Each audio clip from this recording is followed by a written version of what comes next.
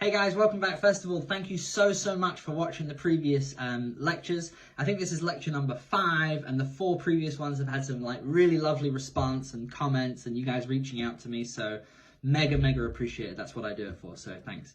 Today we're doing it slightly differently. I'm pre-recording the lecture and we're going to be doing it from this book, the Scientology Handbook, and today's topic is how to resolve conflicts.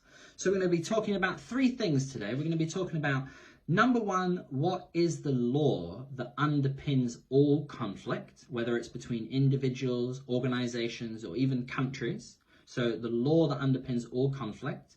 Number 2, we're going to be talking about what is the tool used to create conflict. So there's a law that underpins conflict, and then there's something that happens that creates conflict. And what is that? Number 3, we're going to be giving you a really practical tool to help you resolve the conflict. So once you understand how conflict is created, we're going to explain how to resolve conflicts. If you have any comments or need help with any of this material, hit us up in the comments. I'd love to hear your feedback. Let's get on with it. All right, guys, so clues in the name of this article. The article is called The Third Party Law, and I'm going to read you bits from it now. He says, violence and conflict amongst individuals and nations have been with us for ages, and their causes have remained a complete mystery, a mystery finally solved in Scientology. Then he starts to give some examples of ancient cultures like Babylon, Egypt, and then Sicily with over 160 prosperous cities. Like, how does such a massive organization or country or empire come to dust? What creates the friction and conflict that then destroys something like that?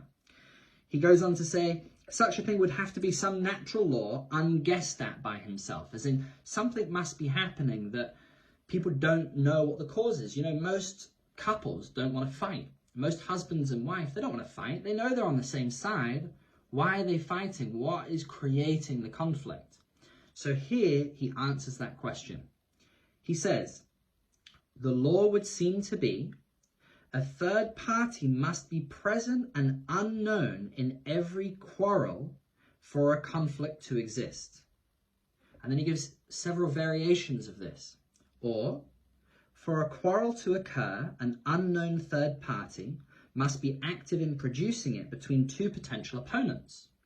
Or, while it is commonly believed to take 2 to make a fight, a third party must exist and must develop it for actual conflict to occur. So the common denominator in all 3 of those examples is what? A third party.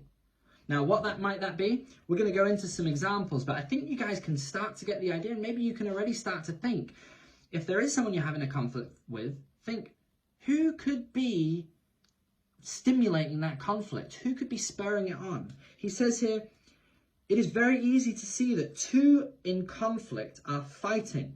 They are very visible.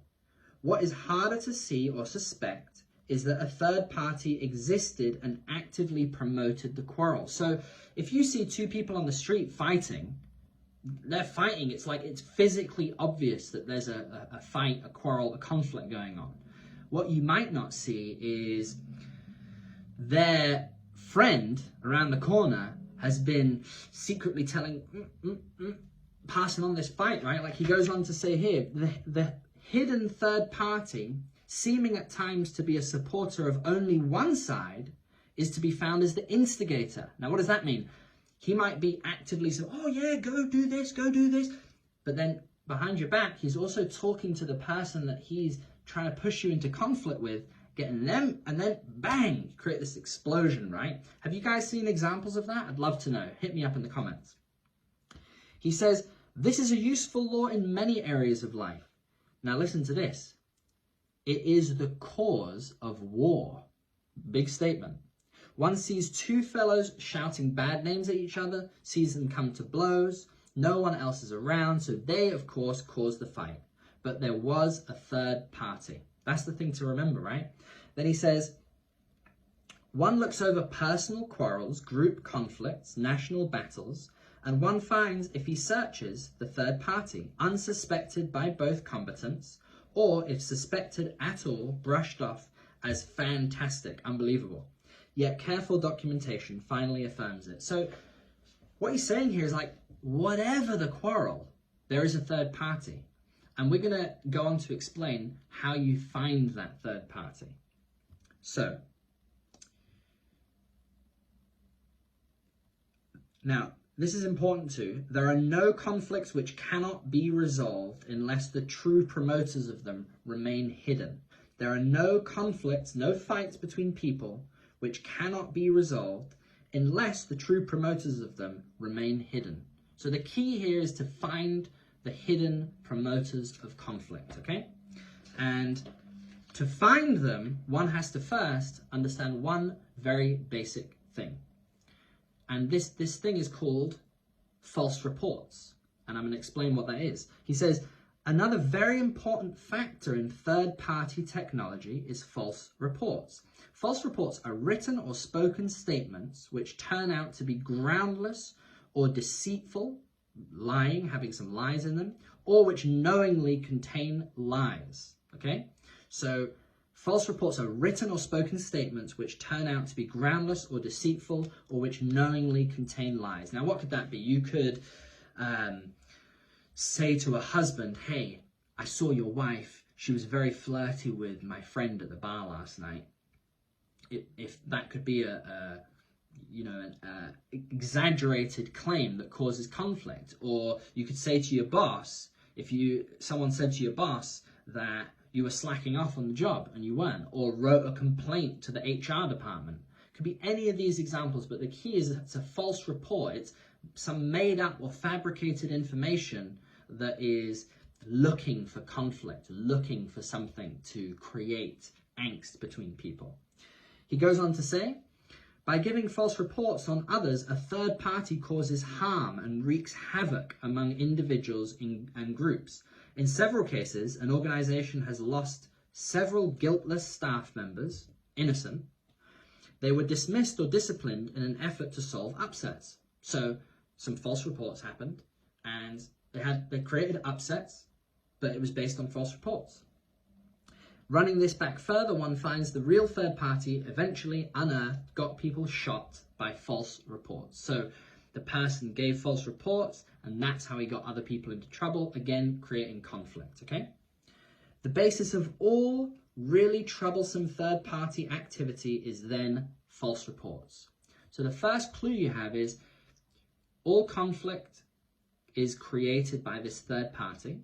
The tool that this person uses is false reports, fake claims, exaggerated claims, fabricated claims, claims that are covertly trying to get you to think badly about that person or make you angry. If you think about it, like most instances where you felt really angry about someone or wanted to attack them, someone's probably given you some information that spurred that on. So think about that and before you jump down their throat. He goes on to say, on being presented with an accusation or evidence, a person in charge of some activity should conduct an investigation of false reports.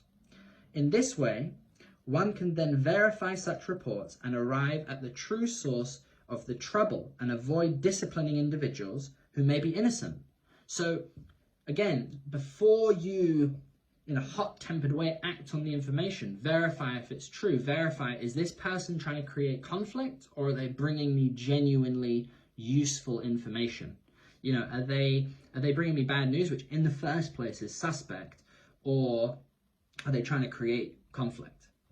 Okay, now, final step I'm going to give you today is how to find a third party. So obviously sometimes it can be very obvious, very easy, but sometimes it takes some investigation, some, questioning to find this third party. So he says here, first of all, by definition, a third party is one who by false reports creates trouble between two people, a person and a group, or a group and another group. So again, it can be individuals, it can be groups, it can even be countries.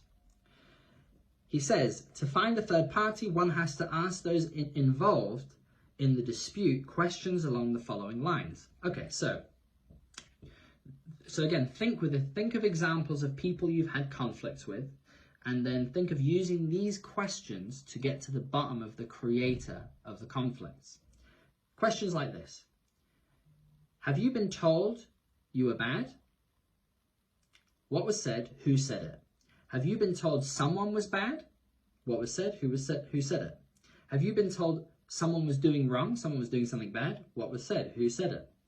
Have you been told a group was bad? What was said? Who said it? So no matter whether it's in your marriage or at work, you're trying to find out, like, has someone said to you something bad about someone else? Did someone say anything bad about me to you? Did someone say anything bad about him? Did someone say anything bad? You know, you're trying to find out who's spreading the bad news.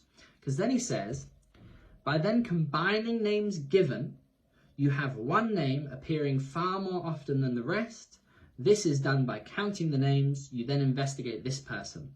By following this procedure, you will find out exactly who has been stirring up conflicts and thus open the door to their resolution. So when you can see conflict in a marriage, a family, an organization, or even on a bigger scale, the first thing you know is there's a third party. Second thing you know is that that third party is using false accusations or false reports. And number three is that by questioning and investigation, you will find that there's a particular name of a person or organization that is spreading lies, bad news. They're the purveyor of negative things about others. That name will come up more than others, and that is your third party. So whether you're doing it between couples, marital partners, organizations, people at work, those are the steps that you must follow. I hope this was really helpful for you.